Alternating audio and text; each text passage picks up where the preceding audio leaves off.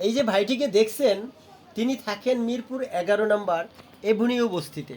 7-8 বছর যাবৎ কোমরে প্রচণ্ড ব্যথা, সোজা হয়ে হাঁটতে পারেন না, কোনো কিছু কাজ করতে পারেন না। আমি তাকে 5-6 মিনিট আকুপ্রেশার থেরাপি দিলাম বস্তির সামনে দাঁড়িয়েই। সেখানে অগণিত নরনারী দাঁড়িয়ে দেখছিলেন আমার চিকিৎসা পদ্ধতি। চিকিৎসার পরে তিনি তার অনুভূতি প্রকাশ করলেন। তিনি সুস্থ হওয়ার বস্তিতে যারা মুরব্বী রয়েছেন তারা খুব খুশি হলেন এবং তার সুস্থতা প্রমাণের জন্য তিনি জোরে জোরে প্যারেড করলেন এবং আমাকে দেখাচ্ছিলেন তিনি কতটা সুস্থ হয়েছেন। সুপ্রিয় বন্ধুরা, আমাদের এই চ্যানেলটাকে সাবস্ক্রাইব করে রাখবেন এবং মন্তব্য করবেন। যে এক একটা মন্তব্য কিন্তু আমরা অনেক অনুপ্রাণিত হই। চলেন আমরা তার মুখ থেকে শুনি।